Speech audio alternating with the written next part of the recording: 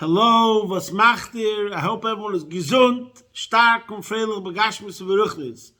I hope everyone is healthy, strong, and happy physically and spiritually. Today is Erev Shabbos Kodesh, Parshas Vayishlach. Yesterday was Yud Dalet Kislev, the Rebbe's wedding anniversary. And this coming week was going to be Yud Tes Kislev, Rosh Hashanah L'Chsides, Chag HaGeula of the Alter Rebbe. And also this year we're celebrating something very, very special, and the Rebbe would definitely make a very, very big deal about it, and that is that Yud Tes Kislev is also, as is well known, the Yom HaElula, the Yortzeit of the Mezritcher Magid, and this year is 250 years, Neir, 250 years since the Istalkus of the Mezritcher Magid. So this year now, especially, we have to focus on the teachings and the lesson that we learned from the Mezritcher Magid. But first we'll start with the Pasuk as usual, and that is Adonai Shihi Yo HaMelech Yaneinu V'Yom Koreinu. One of the things we learned from this week's Parsha, it says that Yaakov prepared himself for every eventuality. He was going to encounter Esav, and he prepared gifts, he prepared for war, and he prayed. So we see when it comes to whatever we're going to do in life, the first thing you got to do is shtel zich davening, connect to the Eibishter, that whatever you're doing is going to be be'ezus Hashem Yisbarach, with His help, you should succeed. Whatever encounters, adventures, endeavors you are going to have in life, ask Hashem for help. In this week's Parsha, we're going to see a certain message 3 times. This week's Parsha is about how Yaakov, after being on the run for so many years from Esav and hiding, he's now finally going to encounter Esav, and they're coming face to face. And according to Chassidus and Kabbalah, this is a monumental encounter. This is epic. Yaakov, his archetype, represents Kedusha, the world of Tikkun. Esav represents Edom, Klippus, but also the world of Toyu. And over here is going to be what we can call, either it's going to erupt into a major catastrophe, or there's going to be a reconciliation. And in the end, it comes to a moderate sort of reconciliation, but not the ultimate. That's the story in one sentence. But we're going to see a certain message and a certain lesson that we're going to take 3 times from this Parsha, which tells us about the general approach and the general attitude towards the world, which we've spoken about this already many, many times. And this is one of the major questions that every single one of us have. There's a world out there, it's 2022, but we had the same question 100 years ago, 500 years ago, whatever. It's only getting more and more relevant and more important, because most of us are more exposed to the world. Like they say, the world is getting smaller and more global, and therefore we're having more exposure, so to speak. So the question is, how does a Jew living with a code that's 3,000 years old, more plus the Torah, how does he face the modern world and not only survive, but thrive? And not only does the world bring him down, but on the contrary, he's victorious and is able to have a positive influence on his surroundings. So we're going to see 3 messages and lessons from this week's Parsha, the same message. And when the same message hits you 3 times, then you should finally pay attention. And the first and foremost why I decided to speak and focus on this was because this is one of the most famous Torahs of the Magid. What I'm going to say now is based on a Sichen Chelik Aleph and also on a Sichen Chelik Yud. But let's read it first from inside. Vayishlach Yaakov Malachim, the Parsha starts that Yaakov sent angels. Lefanav al Esav to Esav. Achiv Arza Seyes de Edim.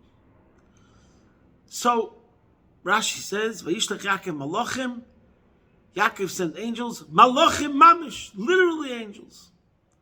On this, the Mezritcher Magid, in the last known Torah that the Maggid said on this planet Earth, before he passed away the next day, he said that what did Yaakov send to Esav?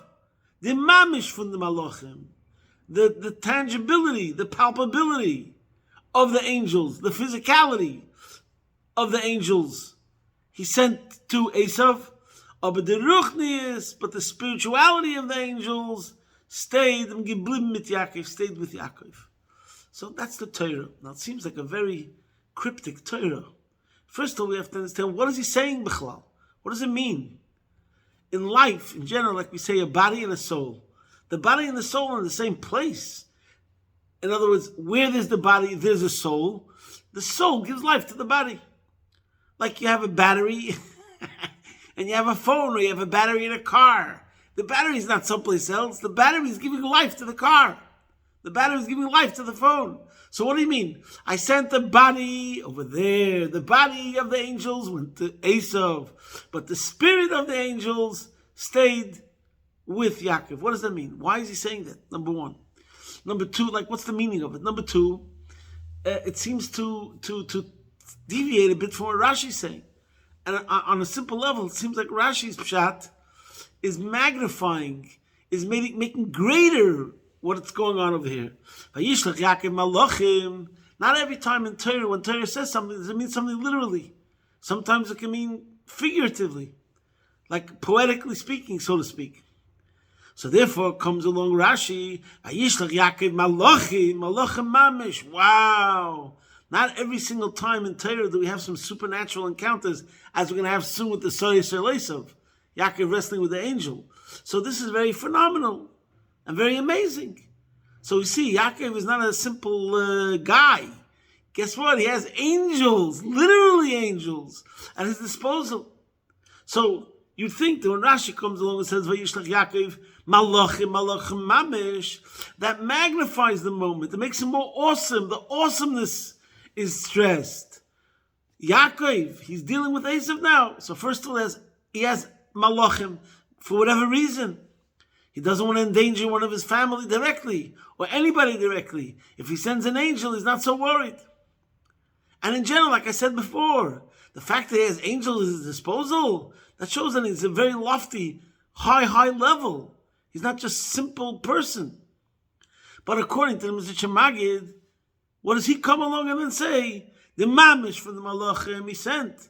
But the ruchni stayed with Yaakov. That seems to imply maybe that he's diminishing the awesomeness of the statement over here, that he's sending angels to Esav. And the Maggid saying, wait a minute, it doesn't mean that he mamish sent the angels in their totality, in the full intensity, in the full degrees, so to speak. No, only part of the malachim went to Esav, but the rest stayed with Yaakov. So we have to understand what that means. Okay. Let's just continue before we get to the answer of the Rebbe. Over here, the second message.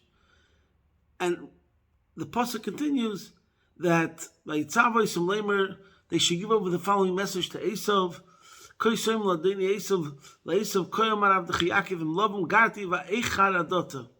And Rashi says, and one pshat is that I lived by Lavan and I kept the 613 mitzvahs. So Rashi says the pshat over here, I didn't learn from his bad ways. Why is that message important? Esav cares. Esav cares that you stay the Chassidish Yid, that you remain the Haredi. He's a wayward person. He's a gangster. He's living his own life. He's celebrating the life that he rejected. So you're telling me you didn't reject that way of life that I rejected. And therefore what? What's the message exactly? Now, even though according to Pshat, you'll see that everything that Yaakov is saying is meant to say, there's nothing for you to be jealous about. I wasn't really successful. And in other words, it was meant to bring out the mercy on Esav's part. But still, we have to understand that in addition to the way Rashi says Pshat, but there's some things that are not so understood, even though we could answer different ways.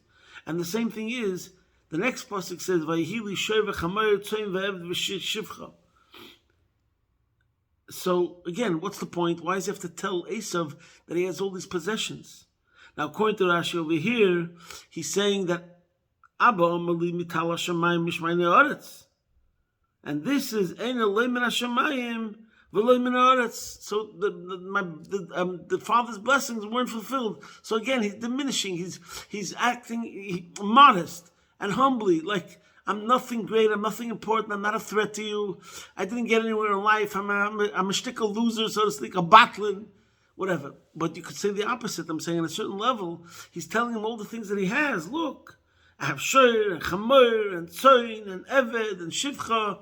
On the contrary, look, I'm a success. So again, what's the point of that message? Couldn't even said it a different way. I know Rashi says over here, but still it seems to say that he has all these things. Why is he mentioning this? And what's the message? Now, there's a third thing I want to emphasize, and that's later. But first, let's cover the two Torahs that explain what we said till now. So the Mezritcher Maggid, the Rebbe explains, this Torah of the Maggid, that he said before he was nostalgic, he told it to the Alter Rebbe.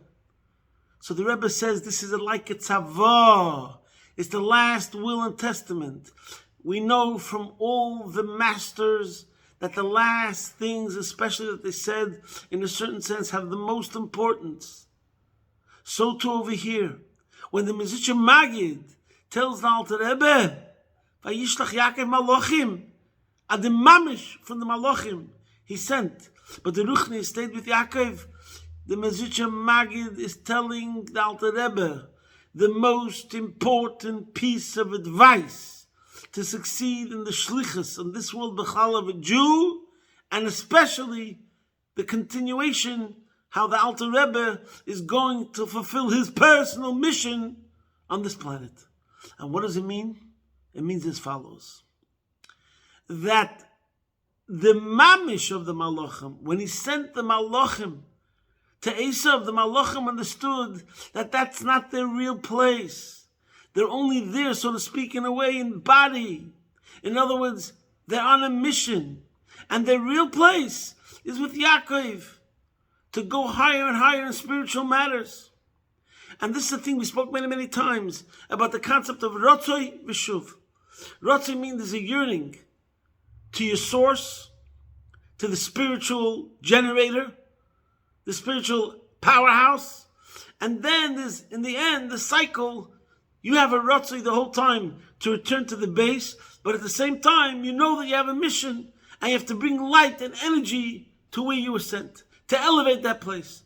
But only the messenger who constantly keeps in mind what the message is, then will he succeed in giving over the message properly. A shliach, in order for a shliach to be successful in shlichus, has to always remember that he's a shliach, which means that that's not his real place. And that's what it means over here, what the Maggid said, that's what it means. Vayishlach malachim, the mamish from the malachim went there, but not the ruchnius. It doesn't take away from Rashi Pshat. Rashi Pshat stays. The malach is there completely in body. But it means, like we say in the pasuk, Imeshkachechi Yerushalayim, wherever you are with davening towards Mizrach, because that's where Eretz Yisrael is. In other words, wherever you are physically, you always remember where you really belong spiritually. When a Yid is in Golus, even if he's in exile, he knows this is not my real place. I have to rage against exile. But why am I here? Because I'm on a mission. And therefore I have to elevate my surroundings. I think I once said this. I read or I heard that there's a very interesting law when a country has an ambassador and they send an ambassador to a country. If that ambassador buys property in the country that he was sent, he's automatically recalled. Why? Very simple. Because what does it mean you're an ambassador of Eretz Yisrael? You're an ambassador of the Eibishter. You're an ambassador of Am Yisrael. What does it mean you're an ambassador of Am Yisrael? That means Ki atem tili mamleches keinim v'gei kodesh.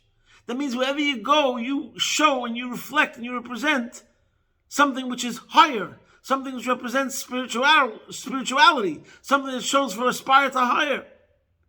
And that's what makes you an ambassador. That's the definition of being an ambassador. When we look at you, you have a story. And what story do you tell? Of something higher, of something greater, of spirituality. But if you go to a country and now you buy property in that country, land, so why are you buying the land? Because you like the Swedish Alps. Or you like the I don't know what, some country where you love the coast. Or you love this place or that place, some territory, some land in that country where you were sent. That means you're saying that there's a certain advantage, there's a certain quality or superiority in the land that you were sent. And that means you lost the plot, as they say in Australish. You've lost the plot. You were meant to go over there and show of a higher place, of a better place, and bring out a yearning to that place, or even bring back people from that place to where your home is and where your source is. What did you do? You went there and you settled there, which means you failed in your mission.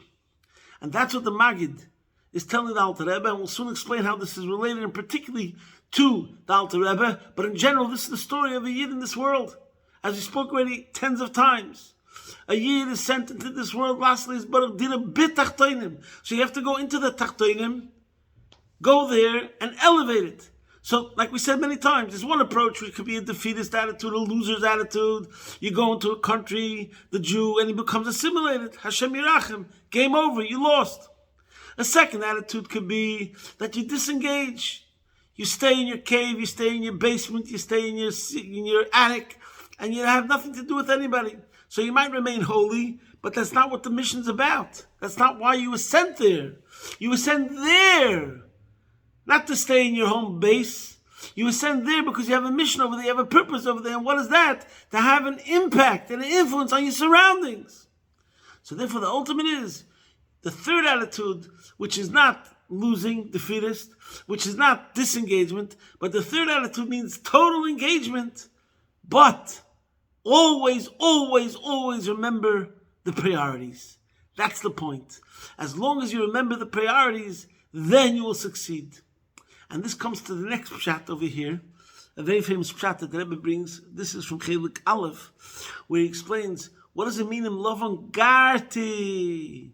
My whole staying by Lavan was in a way of a resident. I didn't become a citizen. I didn't settle there. It was just a resident. Sometimes we call something a permanent resident, but a permanent resident is still not a citizen. A foreigner, a visitor. I was always above my surroundings. I didn't become one in a negative way with my surroundings. So that's why, what's the message over here? Lavan Garti, V'tayeg Mitzvah Shemarti. One explains the other. Because in Lavan Garti, because I only was by love in a way of Garti. It wasn't really me. I never became that. I never became my surroundings, however corruptible it was, and anti-spirituality.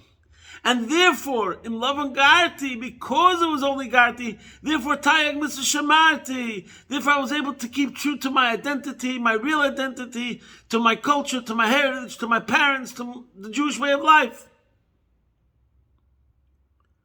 Now, why is this important to Esav? Because like we said before, the truth is, according to Chassidus, now Yaakov is on a mission to elevate Esav.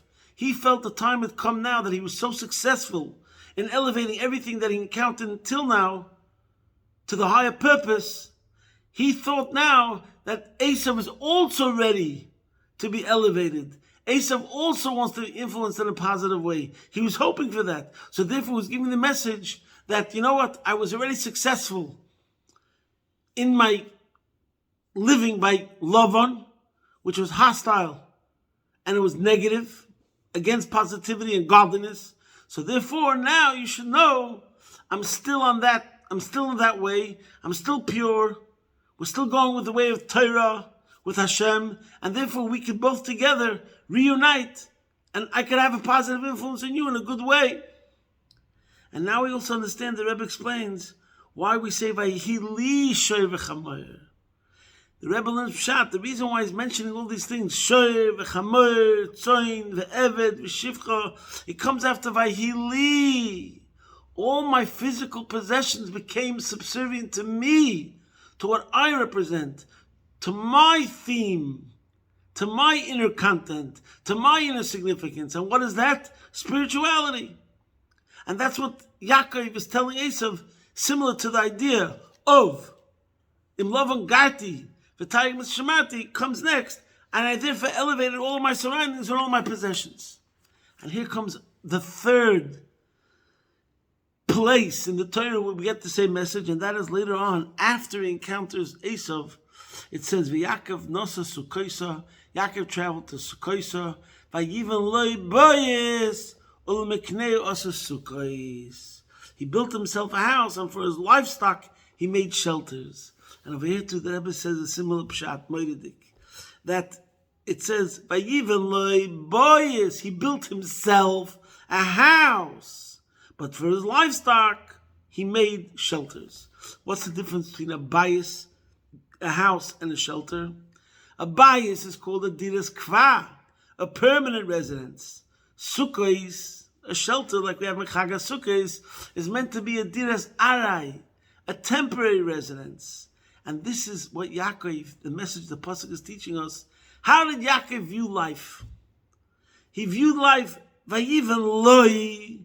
What was important to him, to his spirituality, to what he represents, what he really cares about, that he made bias. When it came to loi, things that were really important to spirituality, he dealt with it in a way that he gave it permanent value. But al-mekneu, things that were bought, additives, supplements, the physical possessions, asa sukkos, he only looked at it as something which is temporary, so therefore they're not so important.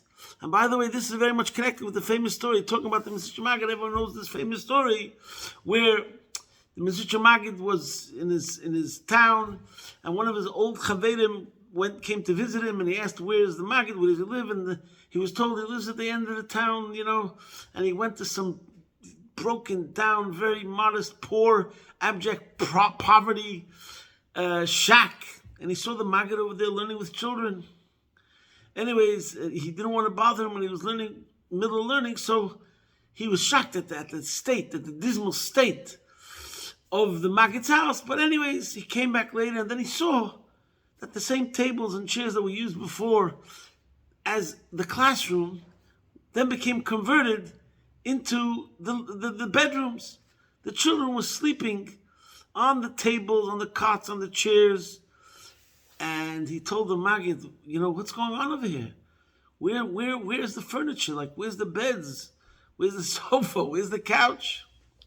So the Maggid looked at him and he says, where's your furniture? So he turns to the Maggid and says, what are you talking about? I'm on the road. I'm traveling. I don't have my furniture with me. But in my house, it's all different. So the Maggid tells him, in der Heim is by mir echt gar anders. At home, in my house, everything is different. In other words, I look at my life on this planet Earth. In general, it's just a trip. It's just a journey. I'm here on a mission. But this is not what it's really all about. Where's my real place? My real place is in shul. When I daven, when I connect with the Eibush, the spirituality. Remaining true to my spirit. Remaining true to the truth of who I really am. And in a way, I just want to bring out a Mishnah, one Mishnah after the other, that puts it in perfect perspective. There's the Mishnah that says of Yaakov Eimer, Ha'olam hazeh doimeh leproiser. This world is like an antechamber, b'fnei ha'olam haba, before the world to come. Haskin atzmach beproiser, kidei shetikones letraktum. Prepare yourself in the antechamber so that you may enter the banquet hall. So that's the point. You have to remember the world to come, which means when Mashiach comes, when we'll all be reunited, we'll be in Eretz Yisrael with the Beis HaMikdash, no more exile. That's the traklin. That's the banquet hall. Right now, you should know that this world is just the antechamber. But, and this is the beauty of the Mishnah, we don't say just ignore it, or because it's just the prosder, it means nothing. No, we say haskein atzmach beprosder, which means how you treat the world, how you deal with an apple, how you deal with your real estate, how you deal with your health. That's all very important. I want to emphasize that we said before, we're not ignoring it. We're not disengagement. We're saying at the same time that it's only the introduction, the only like secondary, but still we're saying haskein atzmach beprosder. But wait, there's more, which means be very careful what you do, what steps you take, and how you deal with it. But then comes the next Mishnah, which is amazing and shows you the beauty of Yiddishkeit, how everything has just the right definition and the right perspective. Just the next Mishnah, said by the same person, Hu Yoimer, Yof Shachas B'tshuva Ma'asim Tovim Be'elam Hazeh Mikol Chai Olam Haba. Wow! Right after we just said that this world is just prosder, the antechamber, and Olam Haba is the traklin, then it comes after and says it's better 1 minute of tshuva ma'asim tovim in this world than the entire Olam Haba. Because what you can accomplish here while you're being successful in your mission is greater than anything in a certain sense we can accomplish later. In other words, because it's not about the furniture. When you're here in the physical world and you do it in a way of bias properly, that you bring the spirituality into the physical, you elevate the physical, you don't ignore the physical, then you're accomplishing the ultimate. So that's a beautiful, beautiful message. There's a story that a friend of mine once told me that he went to a doctor and the doctor told him that he has to start doing exercise, he has to start taking care of his health, and he has to change his lifestyle. So my friend tells me, he made a face to the doctor like, you know what, it's never going to happen. So the doctor gave him a slap on his back and he says, it's all about the priorities, mate. My friend was telling me how true that statement is. It's all about the priorities. If it was important to you, then you'd make time for it.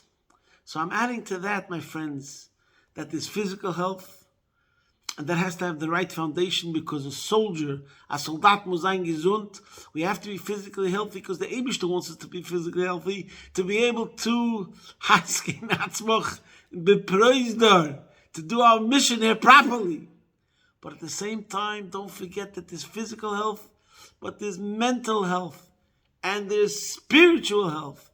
You'll notice so many times by the large majority of letters that someone will write to the Rebbe about a physical health problem, the Rebbe will always connect it with ruchnius, a mitzvah, but also about refuas hanefesh, spiritual health, about his nefesh alikis. I've seen countless times that the Rebbe writes to a doctor about this and this, and always the Rebbe will say, you know what, besides for the refuas haguf, the physical health, don't forget about refuas hanefesh. And refuas hanefesh, just like we understand in mental health and physical health, the mental health might be more important than physical health, the body, when you have a problem with your mind. And right now, especially now at times, the talk is about mental health non-stop. So too, this spiritual health. Not only so too, but even more importantly, your very essence, your very existential being. Who are you? That is your spiritual health. You're a yid, you have a chelik elikar, mimal, mamish. And this is the connection to Tesvav, to Yud Dalet Kislev, and Yud Tes Kislev. The Maggid's message that it's a question of priorities. Remember, only the mamish goes to Esav, but the ruchnius stays with Yaakov. The Alter Rebbe and the Rebbe and all the Rebbes of Chabad took this idea of Afotzas HaMayonos Chutza, taking the deepest of the deepest and the secrets of the secrets and spreading it further and further. And they took it further, which means the Alter Rebbe brought things which could never be brought into the realm of human intellect and was able to bring it down into human intellect, but it should remain true to its source. This is a subject we could take hours and hours to explain, but I'm just getting to the kernel of it. The same things with the Rebbe. He took the essence of Judaism and brought it to the most furthest, far-flung places on planet Earth. On a personal level, he reached people and Balchuvas like no other leader ever before in Klal Yisrael, no other manig before. But not only that, but also on the globe, Pakistan, Afghanistan, Siberia, who knows where.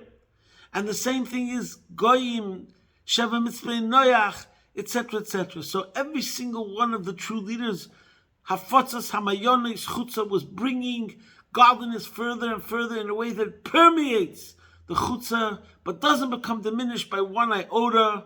And this, what we learned about today, is the key to success, the secret. And the secret is the Toras Hamagid, connected with the Vort, Im Lavon Garti, and also Loi, he made bias, Ulumekneu Osasukis. The Rebbe should help. We're going now to Yutas Kislev, which is the Rosh Hashanah L'Chsidis. I want to wish you all a Shana Teva, B'limod HaChsidis, U'Bedarkei HaChsidis, Tikaseva V'Sichasemu, Good Shabbos, posting from my home, Be'ez Hashem Yisbarach, your man in Melbourne.